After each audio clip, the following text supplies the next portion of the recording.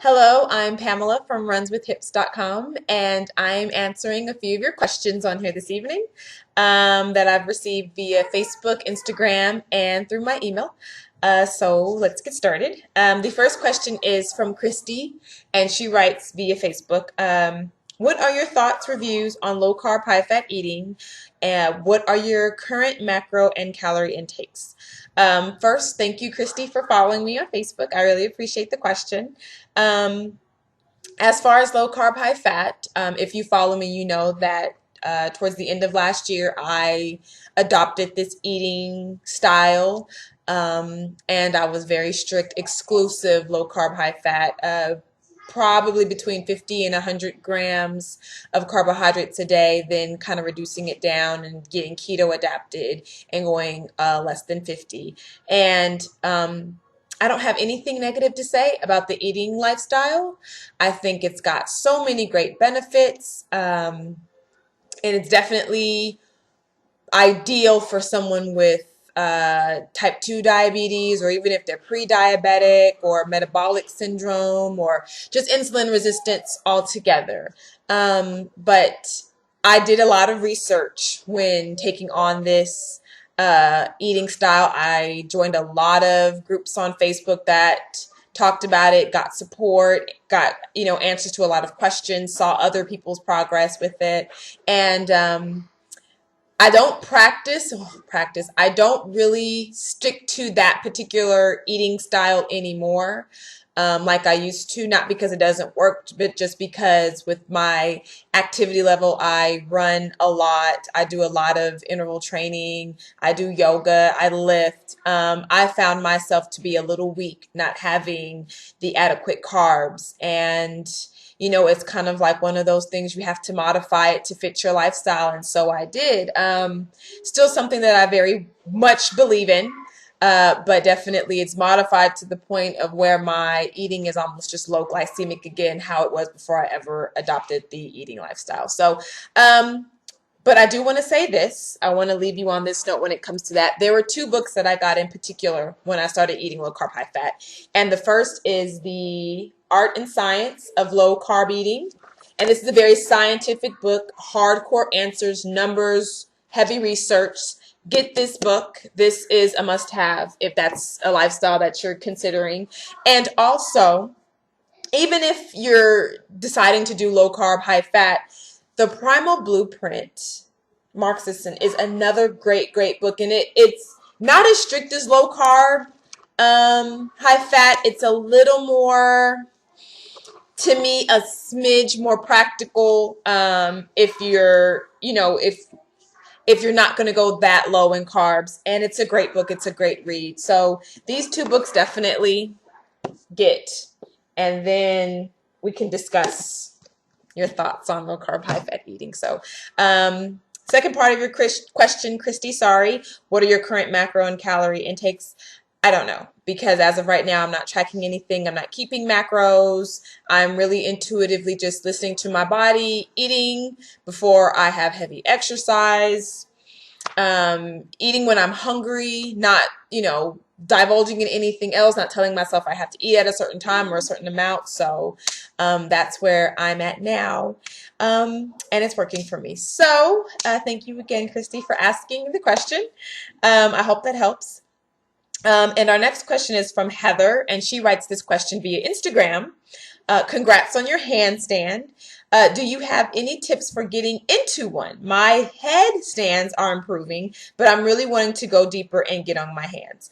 Well, thank you. First of all, Heather, yes, a few days ago, I did conquer my fear of finally getting on my hands and doing a handstand supported on a wall, but nonetheless, a handstand during yoga practice, so I'm very proud of that. My suggestions would be, if fear is what's holding you back from going there and doing it, then face it and conquer it. That was mine. My kids, my husband sit around here all day and do handstands, walk on their hands, everything, and I could barely even kick up into a pike on my hands because of a fear. And once I conquered that fear and made up in my mind I was going to do it, I did it. And that was my biggest obstacle. But it's not always fear, and it's not always mental. It really could be poor flexibility and rotation in your shoulders, as well as flexibility and strength in your wrists. So there are a lot of asanas or just regular exercises you can do to strengthen your wrists. Downward dog's a great one. Lots of balancing exercises. There's this book, 50 Yoga Positions. This is a good book to get if you're starting out with yoga and just needing to know the basics. And there are chapters in here just on strengthening certain muscles and stretches and things like that. And, this has been the Bible to me when it comes to yoga when I'm at home. So facing your fears, working on your weak areas if that's the case. Definitely use a wall for support. I'll be using a wall for a very long time. And use your core. Engage your core. Try to move as soft and smooth as possible. Be light, be controlled, be aware. And I hope that helps, Heather. Tag me in your pictures when you finally do get up there and do it, because you're going to do it, and I can't wait to see it. So thanks for following. And last we have Melinda, and she asked this question via email. How do you run in the Texas heat? Question mark, exclamation mark, question mark, exclamation mark. I can't run more than a few miles late at night. Would love to increase my mileage, but I do need help. Okay, how do I run in Texas heat?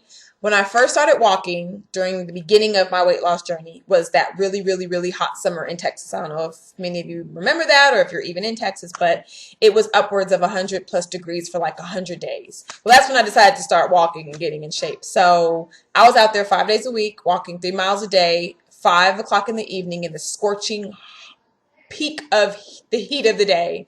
So I'm just really acclimated to the heat, and to the point to where I know it's there, and I just prepare properly before I get out there and do it, because I love to run outdoors. I'm an outdoor road sightseeing runner, and I don't care if I could only run 2 miles. I'll take 2 miles outdoors versus 5 miles on a treadmill, because I just love the elements. But when I do go on my runs, I do have some preparations I do. I'm always properly hydrated. I mean, even now, I drink water all the time. I either have a jug of water or 2 bottles of water, constantly drinking, keeping myself fluid. I'm like a walking pitcher of water, always. My clothing, I wear very good sweat wicking clothing. It's a little pricier than just, something that you would get from, a big box store, but it works. And you're not drenched in sweat. You're not carrying that extra sweat. You're not chafing as much as you would when you're not wearing high quality clothing. And I mean, from the shoes to the socks, to the shorts, to the bras, to the visor or hat, tank tops, whatever you're going to use, and be minimal. I know I'm kind of talking fast, trying to stay under 10 minutes, but be minimal when you're out there. The more you have, the more you have to hold on to. Just the mental, pressure kind of just inflames you of, oh, I got all this stuff and I'm trying to carry and do and be cute and I need to take pictures. Be as minimal as possible. If you can leave your phone at home and not have to have a utility belt thingy, do so. Just get out there and get some mileage in. And also, the hotter, the slower, the better. And in this kind of heat, you can't let your ego overtake, your limits. And if it's too hot, it's too hot. So take it easy, take a pace slower, don't try to beat any records. Just try to get out there and accomplish the goal of, I want to get 3 miles. And if that means I'm running 2 miles and walking 1, doing intervals, run walks, whatever, just have a number in your mind and stick with it, and don't kill yourself trying to do it, and you'll be fine. Thank you for writing, Melinda. And if any of you all have any questions you'd like me to answer, you can email me at runswithhips@gmail.com. You can ask me a question via Twitter at runswithhips.com. I'm on Instagram. I have a Facebook page with the same name. And I would love to hear from you all. Thanks for listening. Thank you for your support, and I will talk to you later. Bye.